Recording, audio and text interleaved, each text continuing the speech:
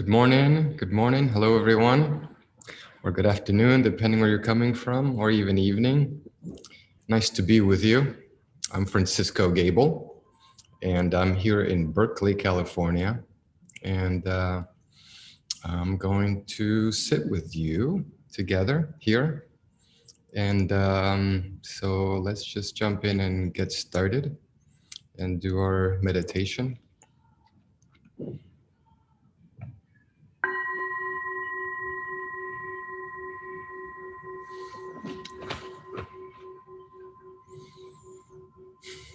Sometimes at the start of a meditation, it's a good idea to get aligned with kind of a North Star, a North organizing star that's lighting us along the way, that's imbuing us with light. And for this meditation, uh, let's make that North Star be something like unshakable happiness or immaculate happiness. Why not? It's a good guiding light to point to happiness and joy, for the reason that it helps us to see and move through this path together, move through the pieces and parts of our minds and hearts. And it provides a resting place for the mind. It stabilizes the mind. If we have just a light general orientation toward some form of joy and happiness in this moment, sometimes if we sit with that, it helps us to find deeper levels of stillness and presence as we slowly and firmly and assuredly move through, see through, and breathe through all the different phenomena that come and present themselves. So to start this meditation, taking your meditation posture, however it is most comfortable and conducive to being alert and a little bit diligent with little zeal from joy, maybe. Closing your eyes if that feels good to you. And going in, and we're going to receive the touch of this body. It's just a general sensation of the body.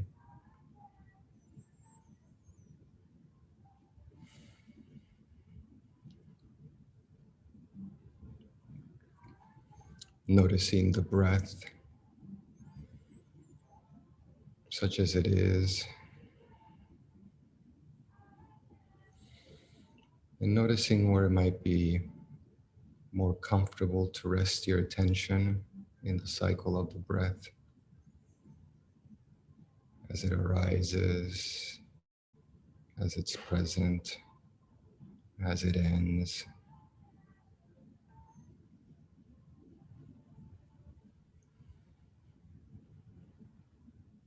Breathing, allowing breathing to happen all on its own.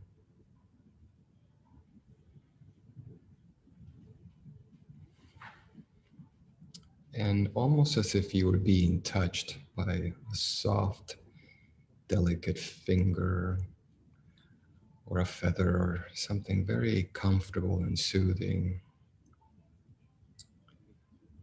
Let's receive some touch sense from this body. Turning our attention to the crown.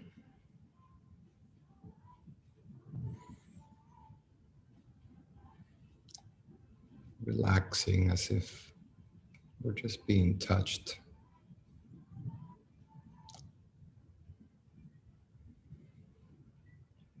the earlobes,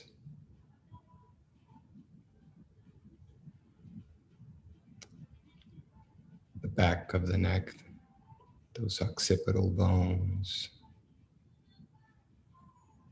Just receiving whatever's there. The chin, the chest bone.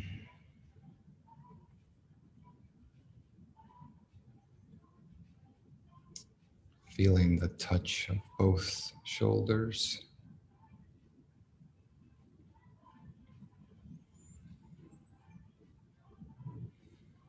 And those two bony things back there, the scapulas. Feeling them as if they're like two floating clouds, just floating. The touch of floating clouds behind our back.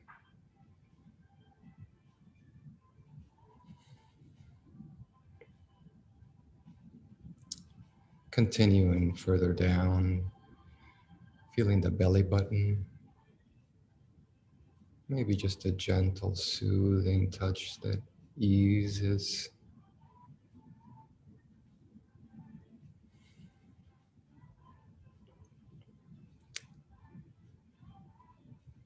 And the bony sit bones. How might they feel more relaxing?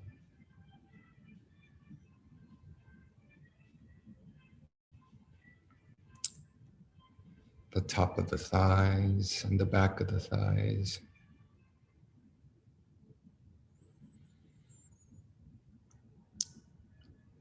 And the top of the knees and the bottom of the knees, both of them.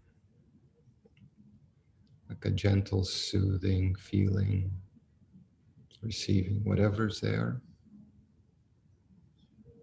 or not. All along we breathe. Allow the breathing to just go in and out on its own, gently. Proceeding down to the shin bones, the bony front part, the calf muscles in the back of the shin bones, the top of the feet, and the soles of the feet.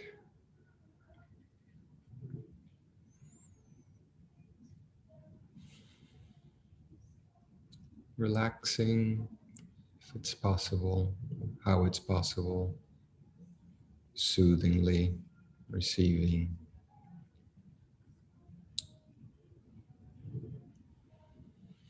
Any gentle waves of sensations.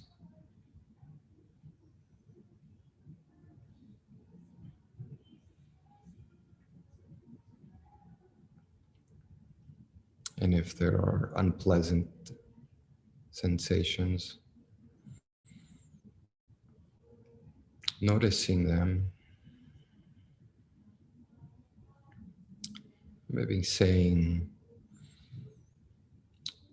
without words, oh, it's okay, I care about you. It's okay. We're together here.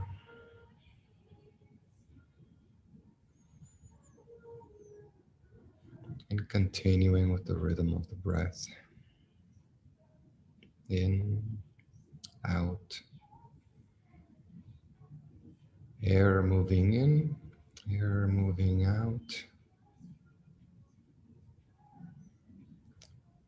Air persisting while it's present, and then exhaling, ending.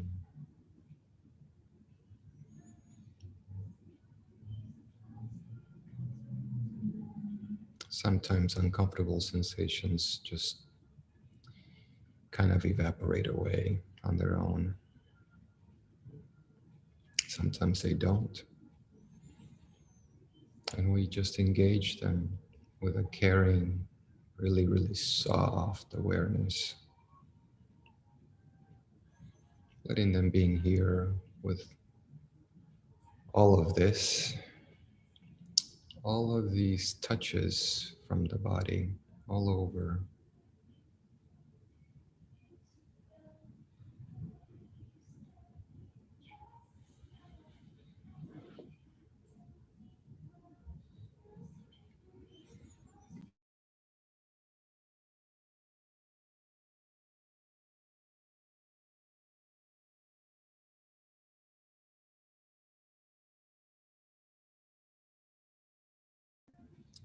And to return to our intention of joy and happiness in this moment, receiving the overall well-being of the body, breathing, sensing, feeling.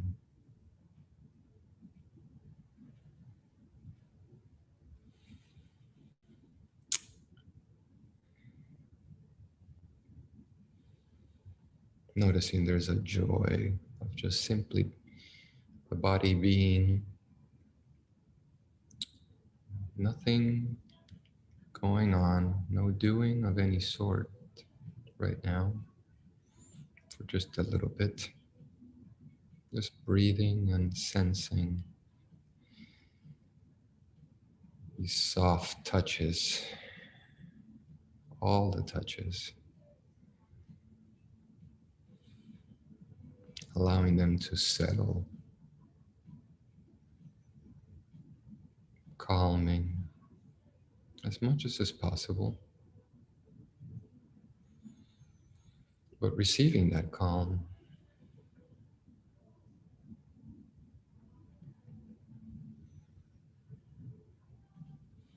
Maybe at the end of every exhale, there's a little bit of calm to be noticed.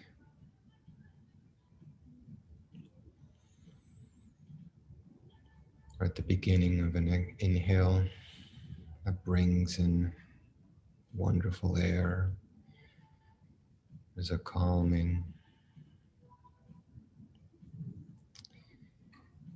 This is joyful for the body to be seen, and it's mostly calmness.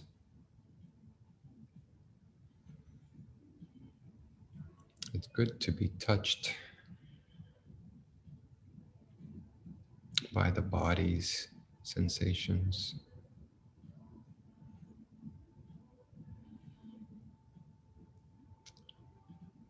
And calming, relaxing, releasing.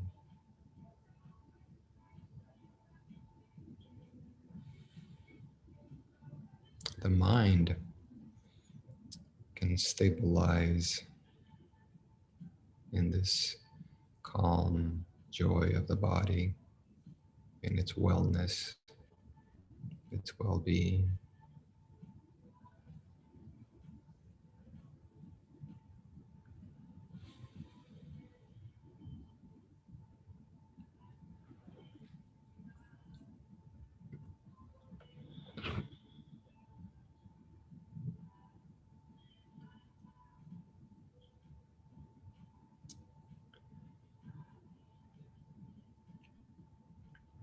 And finally, to continue with the theme of joy and happiness,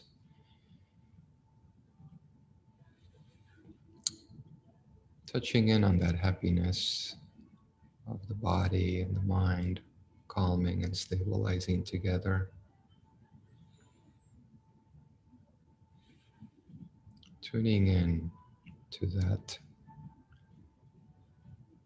pleasant sensation of the mind, stable, calm, when it is, in the moments when it is.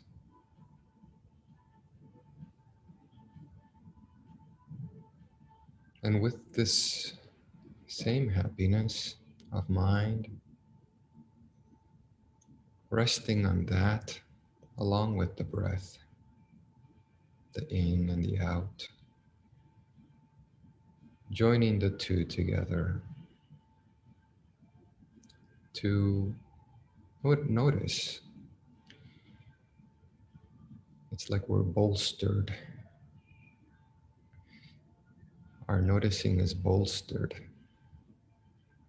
with this soothing happiness, in, out. And we can observe the other things that keep arising from that point, from the whole space of the body and the mind, in joy and calm and stability. We can observe the many trains of different appearances of thinking.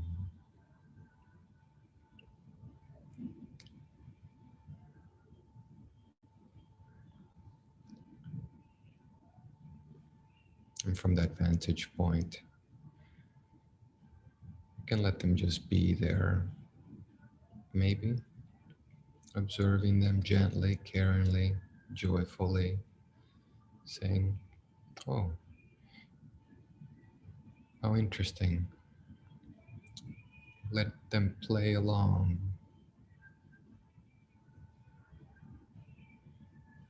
Perhaps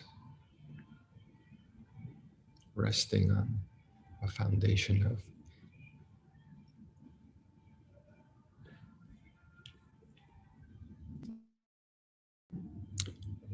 a foundation of happiness and joy embodied,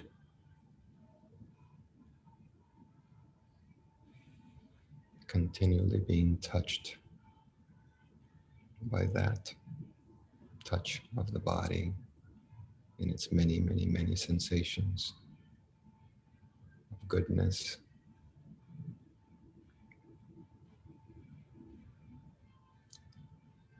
Let's practice this way for the time that remains.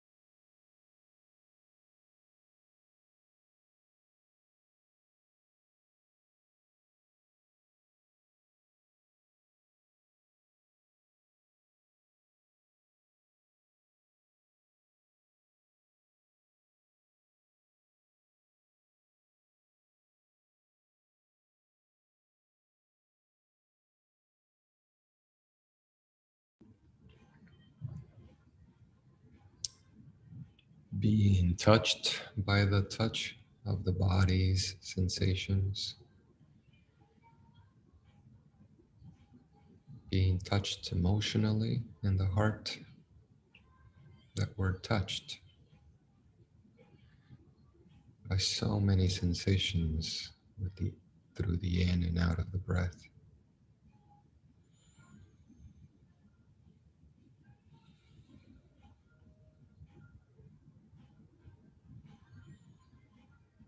The body's natural joyfulness and all its wellness, full of well-being, are those touches of life moving through, coursing through.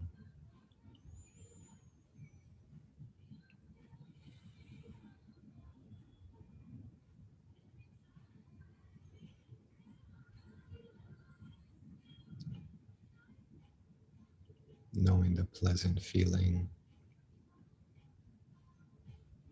of a mind that's resting within this joyful stability of body.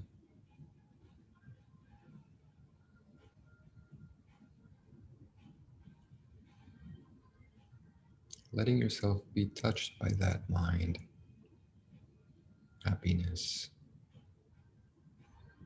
that pleasant feeling of mind.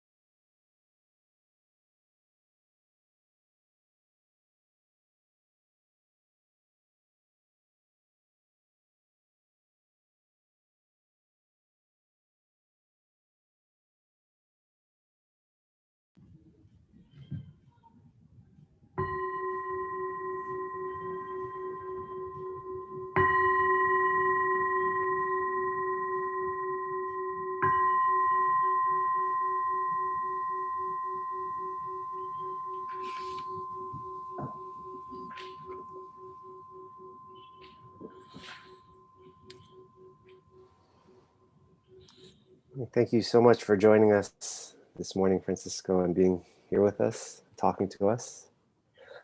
I'd just like to introduce Francisco. So Francisco is a student of Andrea Fella and Gil Fransdo. He also studies and teaches early Buddhism with Bhikkhu Analayo. Thanks to a devoted engagement with the Dharma, Francisco made a remarkable recovery from an accident in 2003 that rendered him disabled. He has a special interest in teaching underserved groups, and he is highly committed to bringing the Dharma to the greater Spanish-speaking world. Thank you very much for joining us today, Francisco. Appreciate it. It's a delight to be here with you all. Thank you so much for having me. Welcome to the morning sit. It's a real pleasure for me to be able to share a little bit of these teachings together here. And I'd like to talk about joy and happiness, immaculate happiness. Let's just put it all out there. And to lead into this this topic, I want to share a little story about the Buddha from the discourses. It's from this charming little discourse called Wonderful and Marvelous. Yes, wonderful and marvelous. And so you got to imagine the setting. The monks are all together in a big assembly hall, and they're sitting around chatting. They've had their alms meal, so they're satisfied. And they're sitting around trying to outdo each other on stories about the Buddha to see who could come up with the greatest stories of the wonderful and marvelous qualities of the Buddha. And they go pretty far out there, each one trying to outdo each other with bigger and higher and bigger achievements about the Buddha. And then the Buddha comes in and asks them, "What were you all talking about?" And then they recount all the wonderful, marvelous qualities. And some of these things are crazy, interesting. It's how the Buddha was born. Well, I'll read you a little bit of the tenor of. I heard and learned this from the Blessed One's own lips, mindful and fully aware. The Bodhisattva appeared in Tusita heaven. And then Tusita heaven, he does all kinds of things in Tusita heaven before he descends to his mother's womb and makes her totally pure and was born walking and standing, and a great light and shining light appears in the heavens. And each one of these comments ends, and this too, I remember as a wonderful and marvelous quality of the Blessed One. And so this goes on and on and on. And then the Buddha speaks. And but before he speaks, look how over the top these things are. I heard and learned from the Blessed One's own lips. When the Bodhisattva came forth from his mother's womb, then a great immeasurable light surpassing the splendor of the gods appeared in the world, with its gods, its maras, and its brahmas, in this generation with its recluses and brahmins, with its princes and its people. And even in those abysmal world interspaces of vacancy, gloom, and utter darkness. Are you there? Where the moon and the sun, mighty and powerful as they are, cannot make their light prevail. There too, a great immeasurable light surpassing the splendor of the gods appeared. And then it ends, this too I remember as a wonderful and marvelous quality of the Buddha. And then the Buddha speaks. So this is all kind of like a setup for the Buddha to have his word. And then the Buddha says, that being so, remember this as a wonderful and marvelous quality of the Blessed One. Here, for the Tathagata himself, feelings are known as they are present, and as they disappear. And then he says the same thing about perceptions and thoughts. So you might think, wow, what a come down when all these wonderful qualities, but this is the wonderful quality, knowing feelings. And the feelings that they're talking about, that he's referring to, are the feeling tones. It's not feelings as in emotional feelings, it's feeling tones. So he points to feeling tones above every other wonderful and marvelous quality of all possible, because, and he points to this throughout many of the discourses. It's like he keeps pointing this arrow to feeling tones, feeling tones, feeling tones. And feeling tones contain these different categories, but one of them is the unworldly feeling tones, those pleasant, unworldly feeling tones. And I'd like to point a little bit of attention to those today because, well, why not? It seems that to me that we just kind of are very dutiful and diligent here in our practice, and sometimes don't really orient so much toward the joy and happiness of the practice, and rest in the joy and happiness of the practice, and have that maybe be the guiding light, have that maybe be the starting point of everything that we do in this practice. We're kind of riveted by so many facets of dukkha, so many facets of the afflictions, the pains, the difficulties, the sufferings, the challenges, the confusions, thinking that embroils us. And we're kind of swimming in this environment that's telling us to, well, maybe we need to do more. Maybe we need more security. There is more. It's not really just enough being here and breathing. What could be there? But a lot is there. Maybe we touched a little bit in our meditation, that in breathing and sensing and noticing and feeling, there's a joy that is found that is probably always available if your body is mostly healthy, because this body is resting in this field of wellness and well-being. And we can tune into that, and we can be oriented by that, by the practice, because that joy becomes a happiness that allows us to see the mind, allows the mind to show itself. And that's what the feeling tones help us do. Feeling tones help us to see what's going on at the core. They're kind of a map to the core of our being by sensing and noticing, because we notice feeling tones as in the body and the mind as unpleasant, pleasant, or neutral.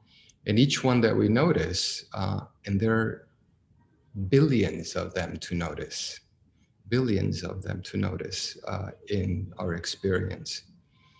And as we notice more and more and more of them, we get to the roots of the things that lead to the most unhappiness.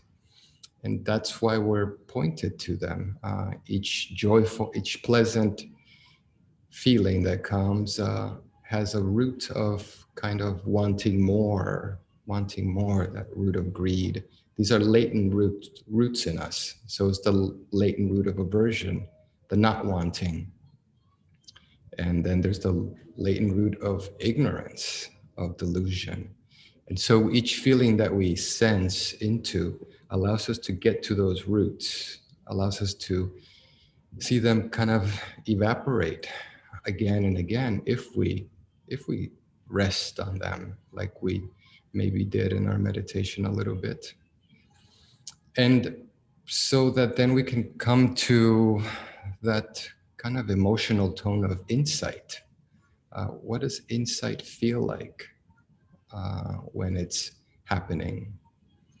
We see more through seeing our feelings and seeing our feeling tones, seeing what's going on in there, how involved I am with my desires, how involved I am with my little cravings. Because feeling tones have this powerful link that helps us to see very far, far into ourselves. Each feeling tone is like a product. It comes with a whole product of our mind, of our intentions, our histories, our deepest roots of wanting, clinging, not wanting, aversion.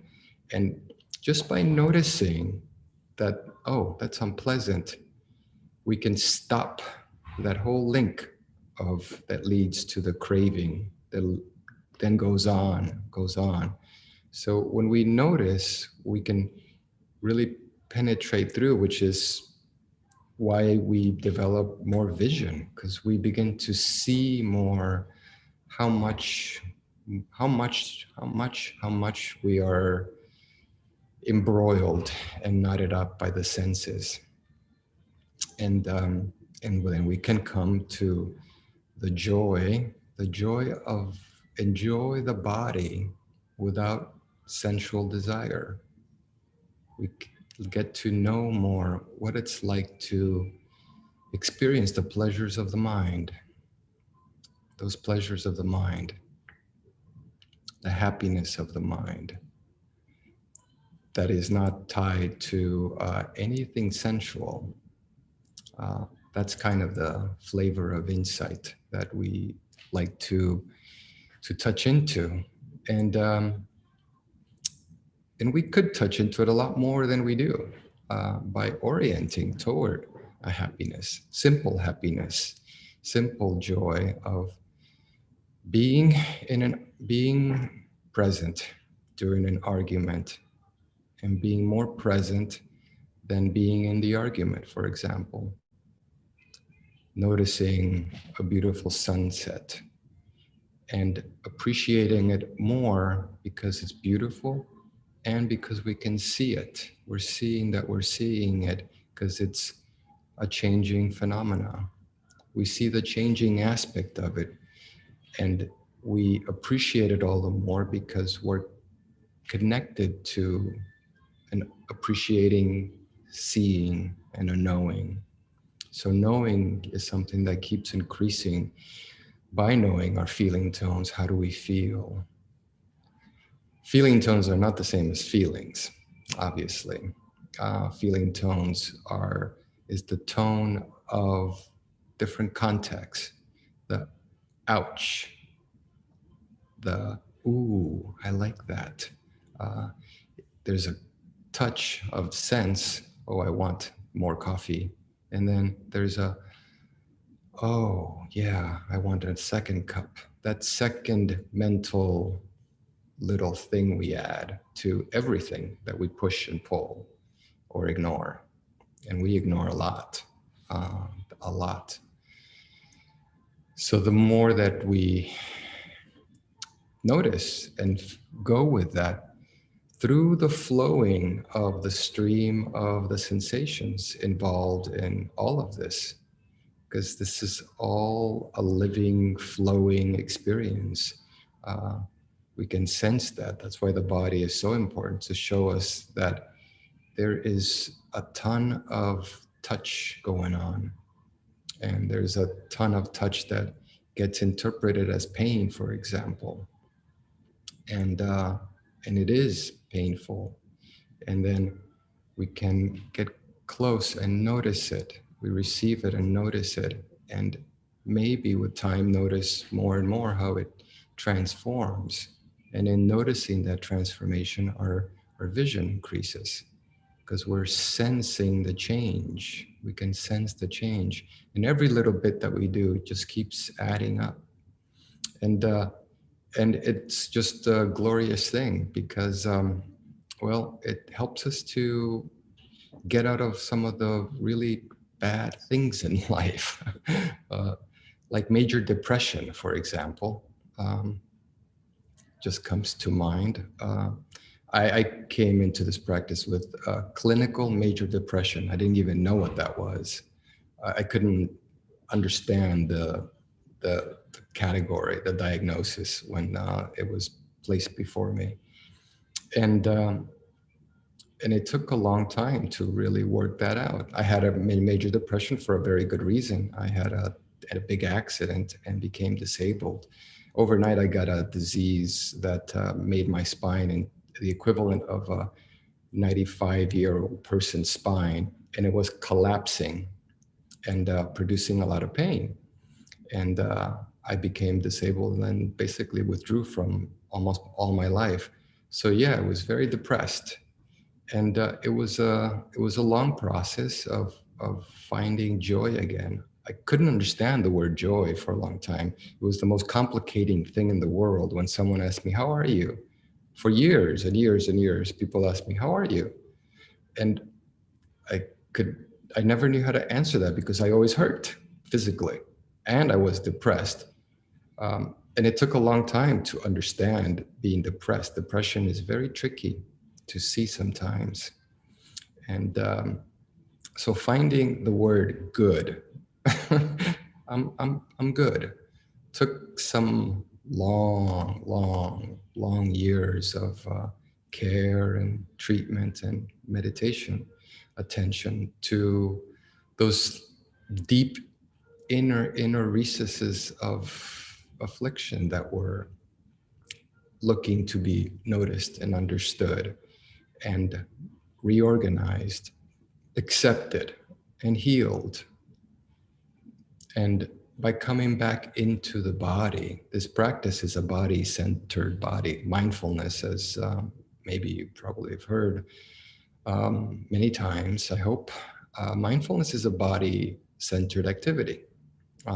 Half of the practices of mindfulness are about the body, and the other half are about the mind. And right in the middle is our feeling tones. So the body is this field that registers what's going on in the mind. And it's this mutual registration that we begin to understand and know more by touching in, allowing to be touched, letting ourselves gently understand the touch of the body, the registering of thinking in the body, how it shows up, and sensing it, and getting to know emotions. Gosh, getting to know emotions. That took some work for me, being able to understand, not ignore, not be, where emotions are interesting. They're on this range. Like, for example, anger. We are either we really know anger, we're really full of anger, or we can't feel it at all. And there's this range of emotions, and teasing out emotions through the help of the practice, because each tone is full of a tone that's creating eventually overall moods. Our moods are big, complex cognitive processes that we can start teasing away a lot with understanding the tones of what we think is unpleasant and pleasant. And it sure helps a lot to be rooted in a joy. And we often find the joy, can find the joy in the body, or the mind if the body's not available. Understanding the pleasantness of the present beingness, so to speak, just being here for a moment, just being with this, and just really being with this without thinking about it, to appreciate it a lot more because I can just be with it. To be with this nectarine that I'm having for breakfast without thinking about anything, to just kind of be with that. That's the unworldly pleasure. to know that we are experiencing, to be able to see that we're experiencing, and that seeing evolves through a mind that's stable, that finds a stability in happiness and joy. It's this kind of fountain of giving, the stability that's provided by tuning toward happiness, which we kind of don't do so much, not as much as we could, and we are swimming in a place that mostly is giving us the signal to to to to not be here in full body, to do more. You got to do more.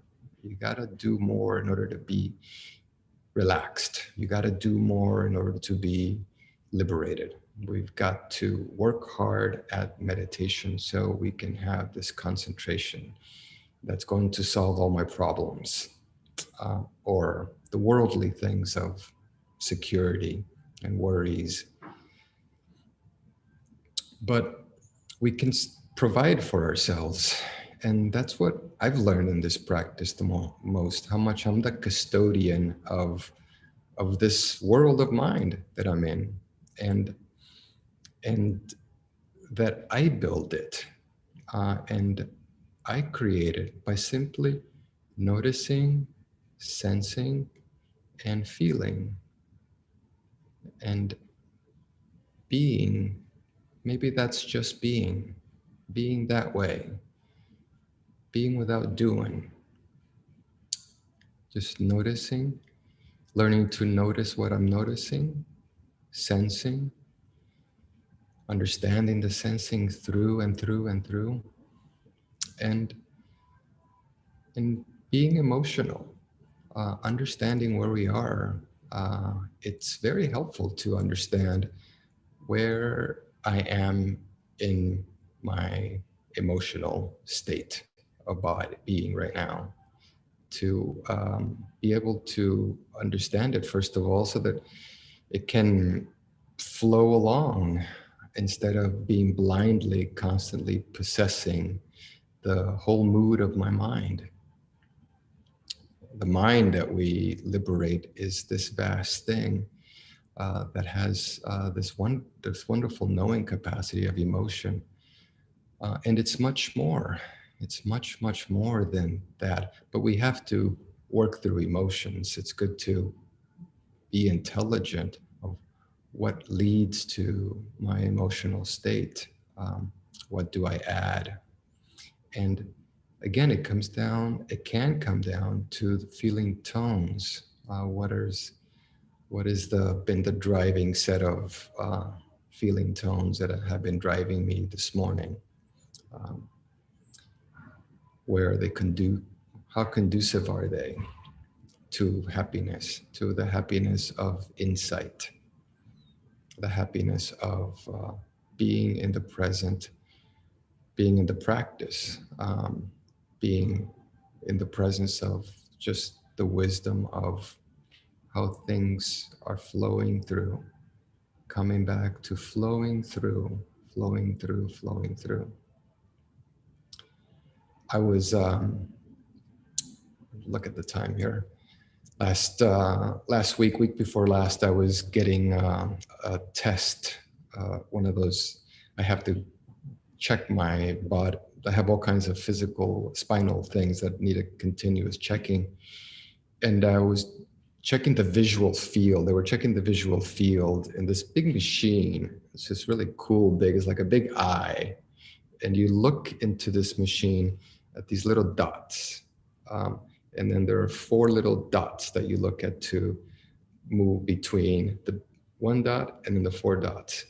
And then they give you this little clicker, like a little video game. And so you're supposed to click on this every time you see these other little dots all over the place. And they're checking to see the periphery of the field. And so it's like this cool game. And but what I noticed was that they kept saying, keep looking right at the dot. And notice the field all around and just click when you see the field. And I thought it was so interesting because we talk about knowledge and vision. We talk about vision. We develop this vision of seeing. But the vision of insight is not at all like this vision of my eyes.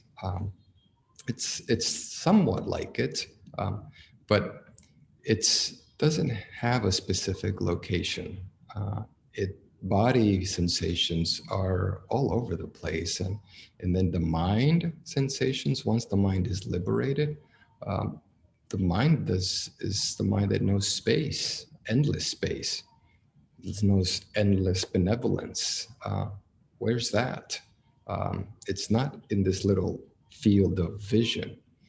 It's this embodied, mindful experience that comes from understanding and familiarizing ourselves with the endless flows of the energies of the body changing and contracting, and always linked up to a feeling tone. And each time we disengage a feeling tone, we release the flow and are more aware, and more aware of more body, for example, more aware of more mind when the mind is stabilized. And the pleasant feeling of knowing the changing sensations is a very helpful guide. They call it immaculate happiness, to have this understanding of the kind of the emotion of insight.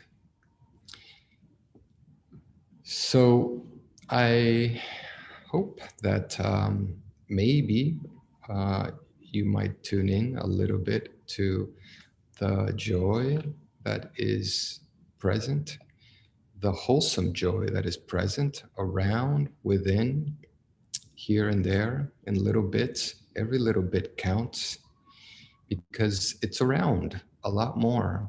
If we have a living, breathing body and we're not doing, and we're not thinking, and we're not wanting and not wanting, and we're simply just noticing, sensing, and feeling, there is a surgence of joy from well-being that's available, and a happiness of mind, happiness with a very pleasant feeling. And it's a wholesome, pleasant feeling, the pleasant feeling that is not attached to the doing and the clinging and the wanting more and the not wanting. That joy that's attached to insight, to watching the flow, being with the flow of the sensations of pleasant and unpleasant of the mind and the body. So I hope that maybe we can tune to that as well as our other diligent practice parts, and take advantage of this living life. That's the living life. And it's going to end. And then there will be no more of that. So we can enjoy that now. And there's a lot to be enjoyed here and now of this life with a capital L. And on that note, I'd like to just dedicate some good feelings of this moment to a teacher of mine who died very recently in the past few weeks, Dr. Bing Kung Hu. He was Qigong master who was the trainer of many teachers around the world. And I was very blessed to live close to him here in Berkeley. And he was my teacher for a long time and really helped me to get back on my feet, literally, because I didn't walk for 3.5 years. And so I want to send him the good vibes of merit and with a lot of gratitude, because in this tradition here, we we're doing this for ourselves and for others, always, already, at every moment. It's an internal and an external practice. So the more feeling good that we do, the more we extend that to others, the more feeling of the wholesome joy, the more room we create for others to just be how they are. So may you be very, very joyful. May you be very, very happy this week. And may our practice nourish others that we touch. May everyone be peaceful. May everyone be joyful. And may everyone be at ease. Thank you for your attention, and you have a great week.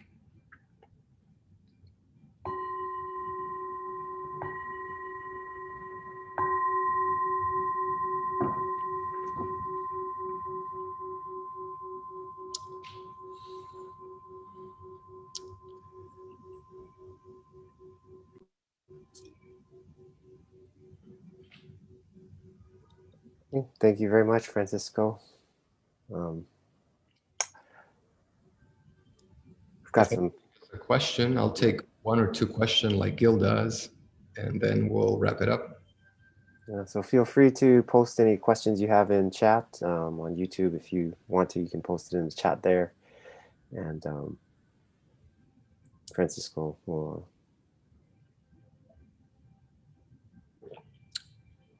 give people a few moments to.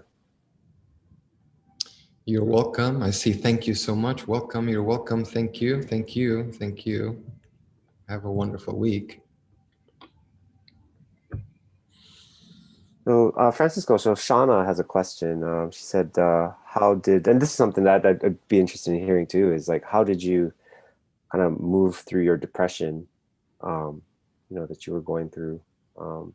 I think just specifically for me, like, it'd be interesting to see, like, was it just like an epiphany all of a sudden, or like, were there setbacks as you tried to, how did you stay the course through kind of coming back out of? Well, you've answered my question. Wow. It sounds like you know about depression. But a lot of people know about depression. And depression is very difficult to know because sometimes it's difficult to see it. And mine was very clear. And so it was a very long process of persisting and enduring and persisting. And I have to say that it was very supportive to have love in my life that helped me to endure and persist. Without it, I would not have been able to continue. It was such a bad situation for me because of my body, because of I lost work, and because of the pain that did not improve at all for years and years and years, despite all the pain medication in the world.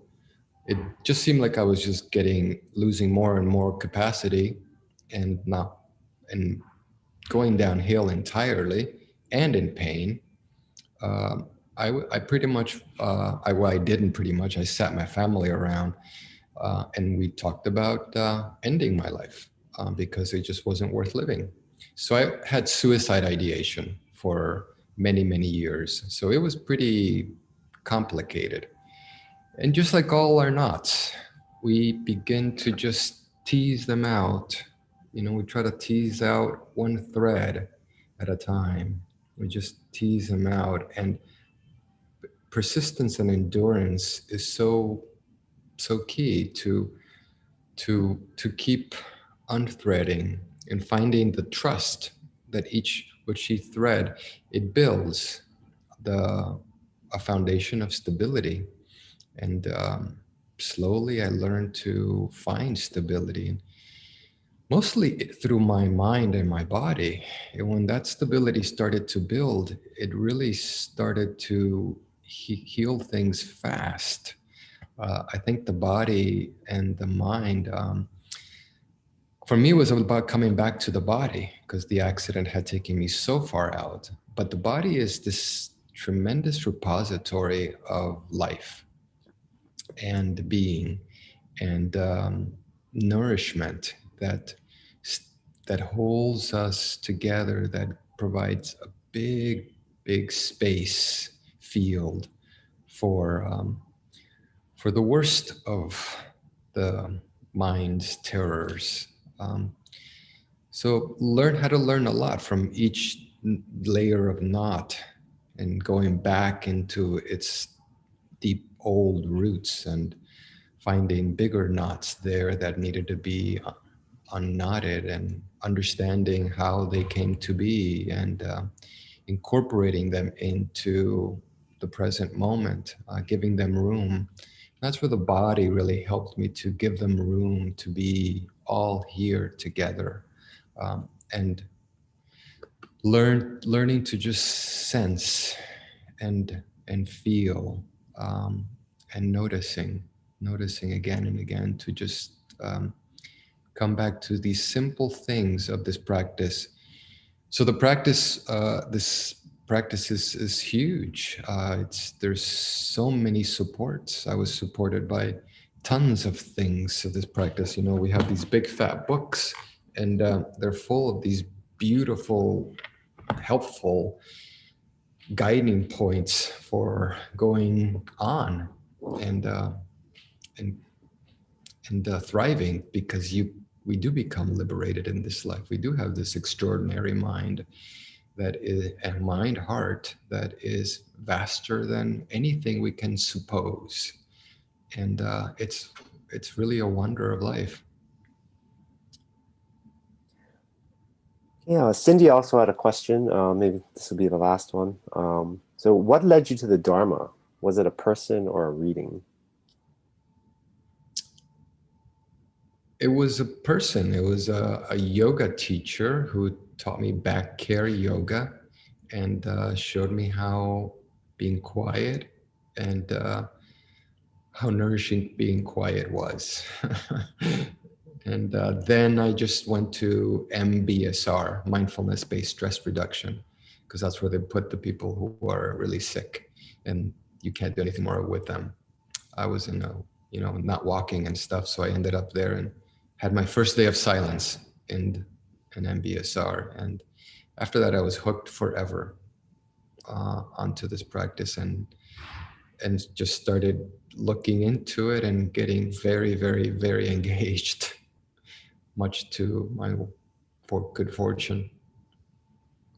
When you say like to be quiet, like what can you kind of like just elaborate on that, I guess, concept?